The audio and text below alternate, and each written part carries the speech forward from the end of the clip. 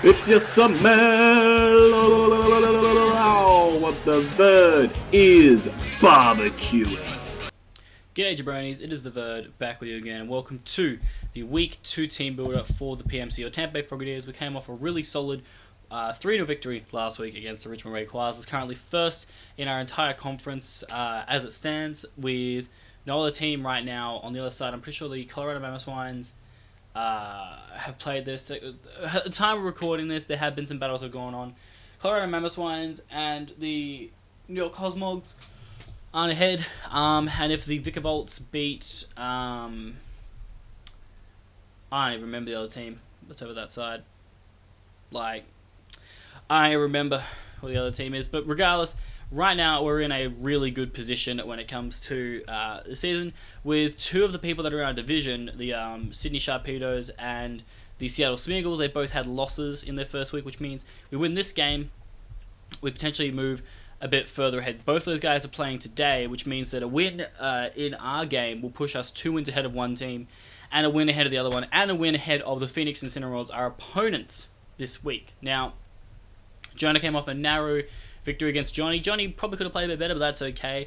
Our focus this week is to defeat Jonah. We don't want to So it's tough with divisional matches, because obviously I want to win them, but I don't want to give away too many of my strats. So I'm bringing a bit of a more aggressive team this week, because I know that I could also beat Jonah with a defensive team, but I decided this week I'm going to go a bit more offense, going with more of a surefire win. I want to get myself off to the best start I can, so we're going surefire and seeing how it goes. But if you guys are hyped for this match, then like this video, all that good stuff, and let's crack into this team. So, Jonah has a very aggressive team. The main thing that I note is the fact that there are no good wall calls on his team. There's no real defensive synergy at all, and it's more just offensive threats. So for me, as a team builder, that just gives me the conclusion of well, I'm just going to build quite an aggressive team to break it, because I only need a couple of mons to break, to stop his offensive mons, and then I can just go with a decent offensive grouping to kind of smash through him. So that's kind of what I've gone with here.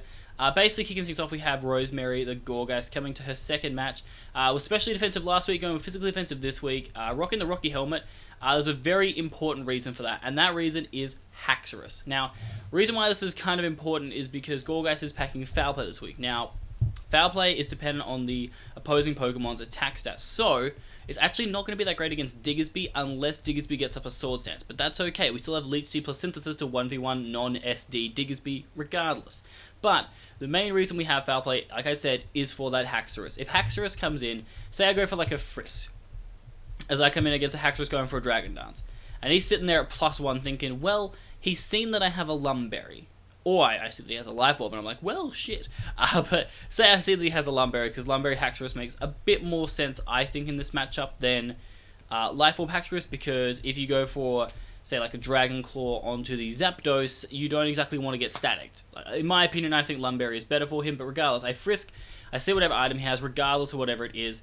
In his mind, if he has Lumberry, he knows he can DD again, because he won't expect Foul Play, and he'll also be under the impression that I'm just going to go for Willow, and he can just burn that with Lum, so he's not going to be that worried. If he goes to the second DD, he's just going to get OHKO'd by Foul Play. Foul Play is going to do a ridiculous amount, but even if he does go for, say, the Outrage, which would be his best offensive move against Gorgeist, +1 Life Orb Outrage does not kill me, and I can then proceed to go with the Foul Play after Rocky Helmet damage, which pretty much kills the Metagross. Puts it in a range where it's going to die anyway to my the Haxorus, and then my Metagross can come in and clean up with the Bullet Punch if need be, or any of my other mons. And if he's Life Orb Haxorus, he's taking a ridiculous amount of recoil, far too much recoil than I would want to take from Haxorus. I think he's taking 25% just from the Rocky Helmet recoil, as well as the Life Orb recoil, and then Foul Play is easily knocking him out at +1. So Gorgeist is designed to basically deal with Haxorus, but at the same time I have Synthesis because I also wanted to be able to deal with things like Mienshao, potentially Diggersby.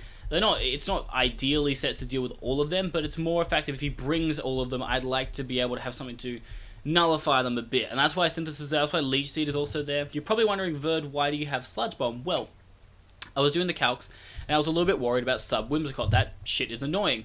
And so I decided to go with Sludge Bomb because although Gorgeist doesn't have the best special attack stat, I still do 65% minimum to a Whimsicott with Sludge Bomb, so that's really good. Plus, I was initially going to run Toxic, but Sludge Bomb not only will hit Whimsicott and break its sub, but it does get the 30% Toxic chance anyway on a lot of his mons. So overall, it's really nice to me. Obviously, this thing doesn't really do much to things like Volcanion, but I do have ways around Volcanion. And speaking of a way around Volcanion, I'm bringing a specially defensive Hydreigon this week. I really like this set. It's been putting in a lot of work in the mocks, mainly because Volcanion does nothing to it. Like, you can't hurt it. A especially offensive Tornadus can't really do much to me either.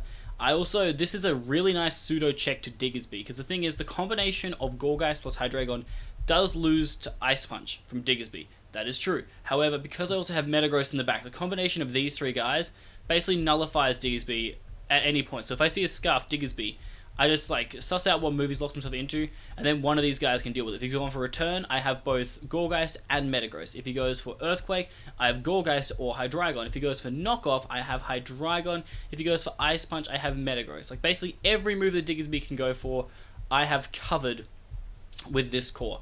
And Hydreigon's really nice too, because I've Speed Crept Magnezone, so I can just bop that thing with an Earth Power. Dark Pulse is really nice to get off good damage, and I got the U-turn on there just in case Whimsicott wants to come in against me. I can just go for that cheeky U-turn and get some momentum into one of my big hitters against Whimsicott, which would be fantastic. Starting with one of the big hitters here, we do have X-Park Metagross returning for his second week. It had a really unfortunate debut. He could have done a lot more work. Unfortunately, it just wasn't to be, but this set I think is going to put in a lot of work against my opponent. He does not have a lot of great switch-ins to Metagross. It does hit his team very, very hard, and I'm running a really cool little set. So Shooker is there because it baits in things like Diggersby. Diggersby, say it's in against Metagross at the start and thinks, well, I'm a Diggersby. I can just click Earthquake and you'll die, but I won't die. I'll be able to live, get off that Ice Punch, and bring Diggersby down to a range where it will either die to Bullet Punch or potentially Rocky Helmet from Gourgeist, basically to a point where Diggersby is not going to be as big of a threat. My main aim with Metagross, though, is to get up Rocks. Rocks are very, very good against my opponent's team. His forms of hazard removal are not that reliable, so I can definitely take advantage of that. Plus, this does come in against a few other things, like Whimsicott, for example, is a fantastic thing this can come in against. Sure, it doesn't want to get Leech Seeded, but even if it's behind a sub and goes for Leech Seed, I can just drop the Stealth Rocks and then go out to Gourgeist and deal with it. I have options there, which I guess is the most important thing when it comes to this matchup. But yeah, Metagross is really solid. It takes hits quite well as well. You can take a hit from Mienshao if it needs to, and reply obviously with Bullet Punch, or I can just go for the Ice Punch or Earthquake, which is really nice coverage for the majority of his team. But yeah, moving on, we have an offensive Zapdos. Now this is a very aggressive Zapdos, not normally one you'd see, and you're probably wondering why it's modest-natured.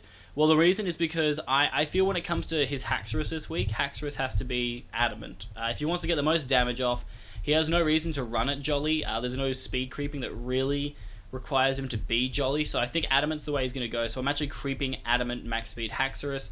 That way I can get off a modest Life Orb HPIs, which is going to do 60 to 70%, and that basically will put it directly into, like I said, that Foul Play Gourgeist range if need be, which is, fantastic. I can just take care of it off the bat pretty easily. Plus, that range also means that if he goes for a Dragon or a Rock move, which would be most likely on the next turn, I can just go out to Metagross, eat that, and then just go for the Bullet Punch, and rest in peace, Mr. Haxorus. So I've got options for that. I decided to go Volt Switcher for T-Bolt because it gave me a bit more momentum. He does have a ground type in Diggersby, but if Diggersby comes in and it's not Scarfed, he's taking a Life Orb HPI. It's just to the face, which is doing 60, again, a very, very good amount of damage. Heat Wave is there to catch things like the Whimsicott, although HPIs catches that too, but it's also mainly there for the Magnezone.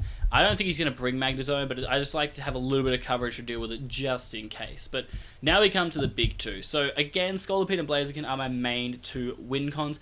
It's just going to be the classic thing this season, guys. They are both very, very good in this format, very, very good for my team, so I can see them both putting in an immense amount of work in this matchup. So Scolipede, rocking a bit of bulk because, again, I'm speed creeping that Haxorus because I feel like that's going to be one of the faster things that I need to speed creep. I could have crept Mienshao, but I like Adamant Scolipede in this matchup with the Protect, so I can just bypass Mienshao the next turn and then go for Poison Jab to knock it out. I decided to go with 3 attacks because if I drop Earthquake, I don't hit Volcanion or Kabutops and stuff like that as hard, so I'd like to be able to, have the Earthquake for those guys as well as Magnezone, and then the rest of the moves are just general stab. You definitely need Mega Horn plus Poison Jab most of the time, and then Protect, so no SD, but I don't really need it. It still hits like an absolute truck. This is more my late game cleaner, as this guy is going to be the main win con of this week, and that is Nakamura the Blaziken. So the reason why I think Blaziken's going to be the win con this week is because there is only one thing on his team that can effectively take on this Blaziken and live a hit, and that is his, oh, that was an Earthquake. There was something that happened earlier today, and I felt like a rocking, and I'm like, what the hell was that? And it turns out there was an Earthquake in Australia. What a time to be alive. Anyway, I was just messaging my mother being like, did you feel the earthquake? I was like, oh, that was an earthquake. I thought something had hit the roof. I was like, the fuck. Anyway, reason why is because there's only one thing that really wall Blaziken, and that's Uxie. But Uxie cannot wall Blaziken after an SD going for an Inferno overdrive off of Flare Blitz. Like, it will just drop. It just drops, and it's great. And once that happens, Blaziken can just proceed to get like 3 or 4 kills. Well, we won't get maybe 3 or 4 kills. You've got to watch out for Aquajet on Kabutops, Quick Attack on Diggersby. Regardless, he can pick up a couple of kills, and that's all it really needs to do. It can open the door for other mons. So the big thing is if I see Kricketune, this will be my lead, because I can effectively SD up and just kill Kricketune. Like, it's just gone. I don't need to worry about that thing anymore. I am a little bit concerned about a potential Endeavor set, but also I feel like Kricketune is not a good bring for this matchup. I have, you know, when he looks at my team, I have Hydreigon and Zapdos that don't get affected by Sticky Webs. I have Metagross that has Clear Body, doesn't get affected by Sticky Webs. I have 2 Speed Boost users, which can both easily run Protect to get their speed back up to where it was, so it's not even that detrimental. Plus, most times I'm bringing them in against Pokemon that they can easily set up on regardless, so it's not really that detrimental to me at all. I feel he won't bring it, but just in case he does, I lead Blaziken and get up a free SD. So it's like, it's not too bad. Blaziken can just sweep straight away. I gotta be careful though, because obviously with Flare Blitz, you have to be very careful as the recoil is quite bad, but at the same time, being able to punch through 3 or 4 Pokemon and then just set things like Scolipede or Zapdos up for the win would be great. I was contemplating running Agility on Zapdos, but decided Roost would be better for longevity and to deal with Taunty a little bit better. But yeah, the basic win con is Blaziken. He comes in, sets up an SD, rips through some things. Gourgeist plus Hydreigon, I guess also Metagross to an extent, deal with a lot of the threats. And then Zapdos and Scolipede. Well, I mean, it's more Zapdos and Blaziken punch through things, and then Scolipede just comes in late game and hopefully cleans up. But that is the team, guys. I'm not going to go into too much detail, obviously, because they're pretty straightforward, most of these sets. But yeah, the basic plan here, I think, lead matchup-wise, I have no idea what I'd lead with. It depends on what I see on his team. But most of the time, I would probably just lead with Blaziken. It's just a really nice lead. If he leads like Mienshao or Diggersby or something, I can just go for the Protect to see what he might want to lock himself into. Then I can go into like the appropriate switch in there and, you know, play around it. But regardless, guys, I'm very excited for this game. If you guys are excited to, like this video, subscribe to the channel, and also comment down below if you like this team, if maybe there are some things that you would change about this team. I have, you know, chopped and changed a few things, but I do think this is the best version of this team. So let me know what you think about that in the comment section. That's going to do it for me though, guys. My name is The Bird. I'm out this bitch.